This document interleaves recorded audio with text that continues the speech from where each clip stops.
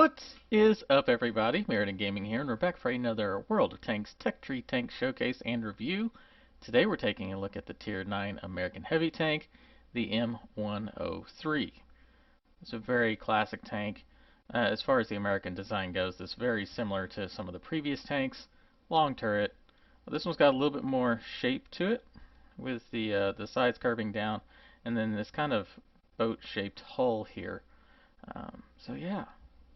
Let's go ahead and take a look at the armor profile with the live view. Now this is with the 258 pins, so anything under 200 you're probably pretty safe.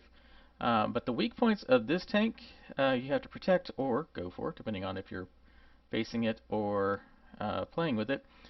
You got a fairly weak lower plate because a lot of the stuff at Tier 9 and Tier 8 is going to have 200 pins, so you definitely have to watch out for that. And then the newest addition that was not on the old tank, or the previous tank, the T-32, is this cupola up here. Now this one is a little bit different because it's right in the middle of the tank. Typically it's to one side or the other side. So this is definitely a weakness on this thing. This is what I try to hit whenever I see one of these on the battlefield. And then you've got this turret ring right here. That's also another valuable thing if you're fairly accurate with your shots. So definitely some stuff to protect. But you can make the turret ring go away and that cupola go away if you're using your gun depression. Now, this doesn't have quite as much gun depression as the previous several tanks. You've only got 8, so you definitely have to expose yourself a little bit more to make use of that. So let's go ahead and get over to the comparison. So there's a lot of heavy tanks once you start getting to Tier 8 and Tier 9. So I forego any of the autoloaders and try to stick with tanks that are going to play similarly and are ones that I see a lot on the North American server. So we've got our M103, the newer M6Y, is 6 right? VI6, yes? Okay. Anyway, the other American heavy tank that's very popular right now. I actually see these more than I see the M103s. Ever since these came out, that's what I've been seeing the most of if someone was going to play the American line. Then we have the Object 257, which is going towards, I want to say it's towards the IS-7? Or is this the one that goes towards the 277? I can't remember. It's one or the other. But yeah, I see quite a few of these at Tier 9. The Conqueror for people going towards the Super Conqueror, and then the E75. Every once in a while I do see a Maushin, which would be going towards the mouse, but the E75 headed towards the E100 is the one I see the most of. And of course you are going to see ML2s and whatever the Polish tank is. I don't remember. Anyway, you're going to see those, but those are autoloaders, so I'm trying, and then of course the Italian, which is an auto reloader. I'm not going to include those because those don't really compare well because of the different firing mechanism. Alright, so let's get down to it. So we've got 258 penetration, so that's actually, other than the Conqueror with 259, it's top in class. And then damage-wise, you're pretty good. You're towards the lower end, but I mean 400 is a pretty standard amount of damage per shot at this level anyway. The E75, of course, has more, and so does the Object, but that's because they have much longer reloads, so they kind of make up for more damage because they don't have as fast a reload. So that's their trade-off. Speaking of which, under 10-second reload time, so that's really good for a heavy tank at Tier 9, Tier 10. A lot of them are getting closer to the 12, 13, 14, 15, sometimes even 20 seconds. So that's definitely good, but something we can work on with our equipment to get it down even more to help out-trade. Because we can probably get this down to 9 seconds to where basically every 3 shots, you can get 3 shots in to where an E75 could only get 2 in. So definitely something to shoot for. Shell velocity, pretty good. Not great, not bad, it's right in the middle. That's the typical American thing actually. And then ammo capacity, 33. So I can see myself running out of ammo if we're doing 6 shots a minute times 15, well, 6 shots a minute times 10 minutes would be 60 ammo. So yeah, you definitely have to conserve your shots, pick your shots, make sure you're going to pin those shots and make the most of your ammo. So that is going to be one downside compared to some of the other ones. Everything else has more ammo than you do. So you definitely have to make sure to pick your shots well. Aim time. It's a little high for me. I prefer stuff under 2, but this is kind of a brawler anyway, so it works at closer ranges. Same thing with the dispersion, 0.35, not great, not bad. Anything under 0.4 is decent for medium ranges, and then you want under 0.3 for sniping. So this one, you can probably get it down to 0.34 with skills from our crew. And then, of course, vents will help that as well. Then we get down to gun depression. Yeah, see, this is the thing that's different compared to the previous tanks in this lineup, or in this tech line. It's only got 8 degrees, where the other ones had 10, kind of like the M6Y, where it's got 10 degrees, and it also doesn't have as good a gun elevation. But it's still, 8's pretty good, but it's not nearly as bad as the object. But yeah, it's okay. It's not great. It's not bad. You can make it work. Speed, yeah, this thing is slow, very slow. 34. I mean, it's not as slow as like a mouse, but it's not great. But you are kind of heavily armored, so that does help some. But it's still not. You're not as good as some of the other tanks. Your sloping armor is what really helps you there. Reverse speed slow. It is on the kind of in the middle as far as weight goes, and decent horsepower, but it's still not going to be all that great getting up those hills. As you can see, the 28, 26, 14, yeah, you're going to have problems climbing stuff at any speed at all. So yeah, not a fast tank. Once you get into position, you sit, hold down. You can kind of make it work, and then using hills as well. As far as armor goes, yeah, hull is actually pretty good. It's actually the top in class with 228, so that gives you probably closer to 270 because of the sloping. So a lot of stuff will bounce, or it only has like a 50% chance to go through. And then the turret armor, even though it's on the lower side compared to a lot of these other ones, because of the shape, because it's starting to get that egg shape, kind of like the M6. Why? It helps with those ricochet angles. So that definitely helps quite a bit. And then finally, 390, which is pretty standard for heavy tanks of this caliber. You're not really going to spot all that much if they're using bushes, but anything out in the open you'll see. And of course you can try to boost this with a couple skills, but honestly, your heavy tank, you probably really don't need that.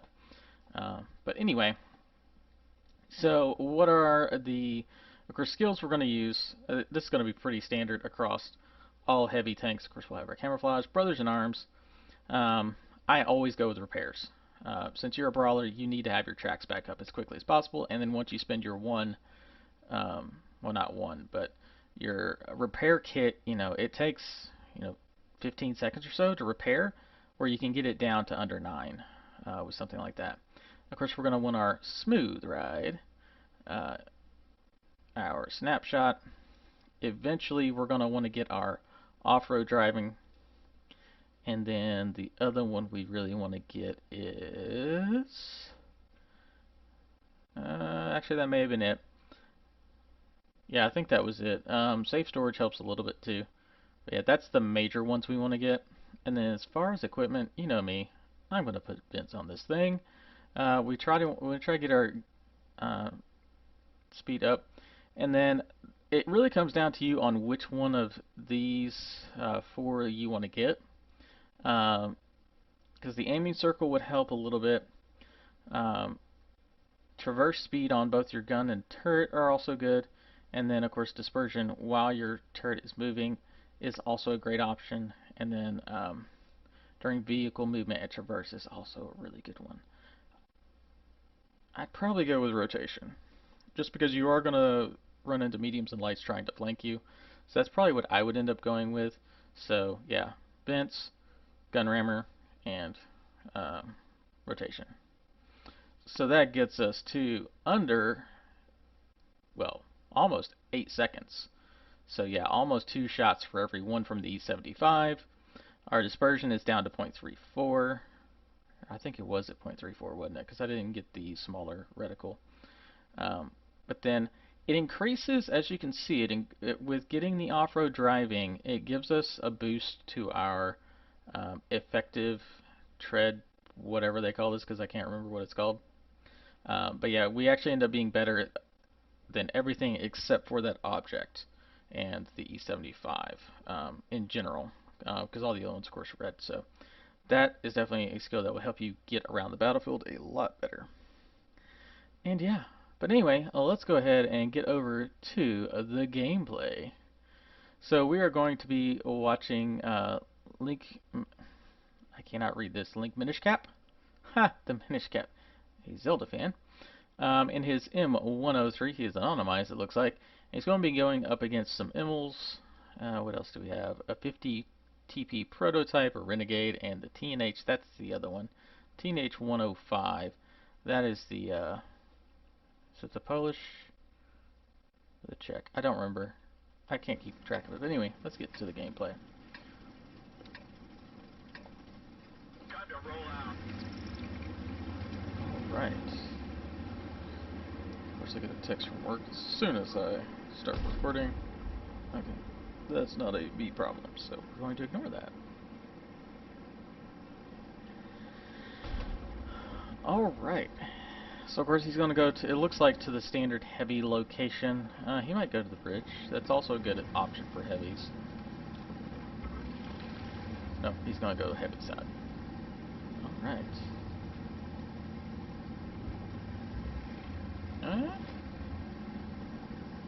Oh, he's going to try to snipe people coming across. Because you got that one light up there. He got nailed.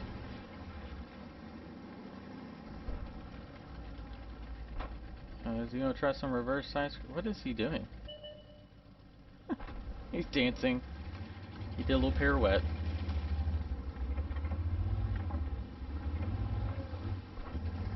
Yeah, so he's got the gun depression. If he kind of perks himself up on that side hill, he can use it to not expose his hull. So that's a good tactic to use for sure.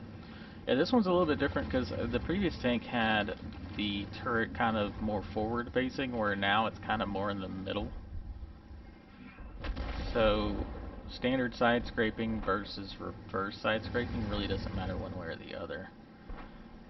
In fact, I would say probably standard side scraping is better because the rear doesn't have that slope, that quite as much of a slope as the other one did.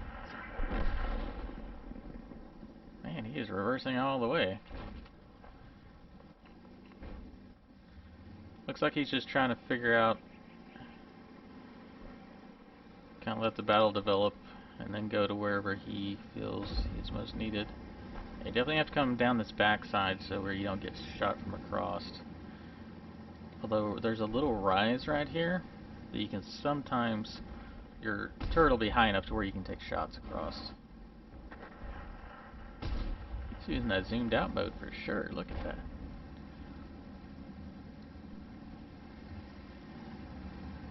Go around the side and try to hit these. This is the way I normally come, but I'm normally using a medium here. Because there's quite a few bushes you can use, and then all these little undulations in the terrain.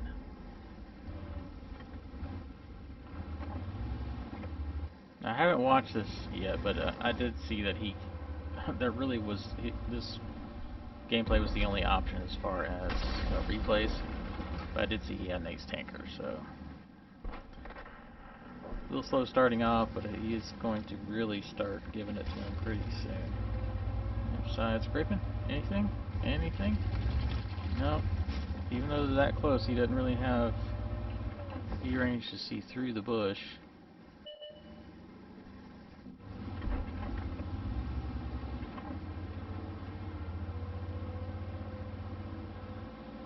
Oh, we got an Immel in here. Now, those are a bit of a pain. You know, see, now he's trying to spot and see if he can see anything else over there before he tries to go around. Proxy spot, that is. You know, within 50 meters you can see stuff. See, he's not going to be able to go... actually, it looked like he probably could have gone through the hole, because it was green. I'm surprised, with an M102, those are very difficult to go through the hole, or go through the turret of. He's going to play Ring Around the Rosie, okay. Gotta wait for his turret to come around, boom, tracked him. Gonna eat a few shots from the emerald, but the thing is, once that emerald gets its shots out, it's a sitting duck. Nice. So, that was a good trade. End up trading a bit of his health in order to eliminate that emerald, which those are definitely always a good trade to get rid of.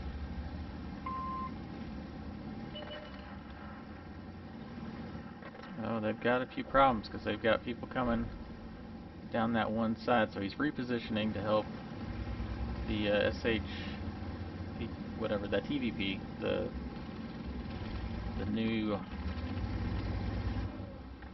Oh, he's gonna try to snipe this dude. Boom! Ah! Nice! Speaking of which, I just unlocked one of those. Or not that one, I unlocked one of the... We'll pick up. There's the second kill. Gonna be able to take out the Scorpion G. So, snapshot right into him. Nice. The Indian Panzer's back there, but... Oh. Nice. Yeah, he's basically just getting all these finishing off kills. There you go. There's another finishing off kill. They're all kind of backed up here. You can finally see the Indian. Here's another kill. Yeah, this is actually a pretty accurate tank. At least the way he's got it set up. There's another finishing kill. Yeah, see, he's targeting all these guys that are under 400 health. To get those shots off. Or to get those kills.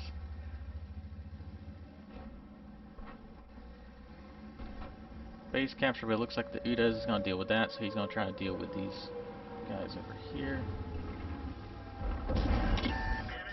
Oh, nice high roll there. 453.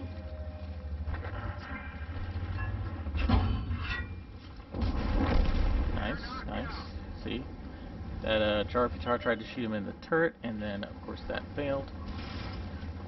Bounced. Alright, so yeah, they got a nice comeback here. So we got the 50 TP. I've never actually been in this position. I'm normally in that back corner. I've always felt like this was kind of exposed. Oh, he's not looking at him. He's going to shoot him back. Boom! 1. 632. So 2 more shots at a minimum. 72. He should finish him off in the next shot. So he's actually going to go after the dude. Come down this thing and boom! Nice. 8 kills so far. 3,700 damage. 1,000 assistance. 1,400 block. Wow, that's pretty good. Oh, well, they know at least where one of the artillery is at. Oh, there's the other one. That was a bit of lag. Did you see that? That bouncy as it tried to move forward. The Udas should be able to finish off that other one. He's probably going to try to pick off this fat shaft up top. Or not. He's gonna try to whatever you call it. He's gonna try to cut off this other one.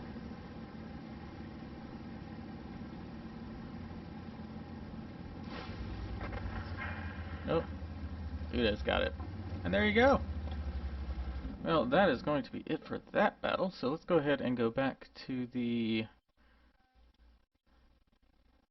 replay statistics.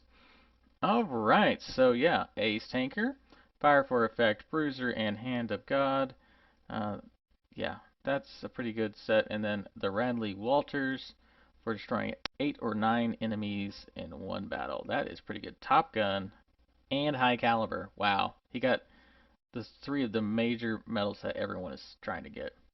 But yeah, 8 kills, 3,700 damage, 1,000 assisting. I'm assuming from tracking. Oh no, he detected the scorpion. Okay. And then he tracked that one. Yeah, that's a pretty good battle there. Anyway, hope you enjoyed this little tech tree tank review and showcase. Smart Gaming, don't forget to like, share, and subscribe. Hit the little notification icon so you can see all my videos. If there's a specific tank you want to see next, just leave that in the comments of the most current uh, tech tree tank video, and I will add it to the list. Anyway, I'll see you on the battlefield.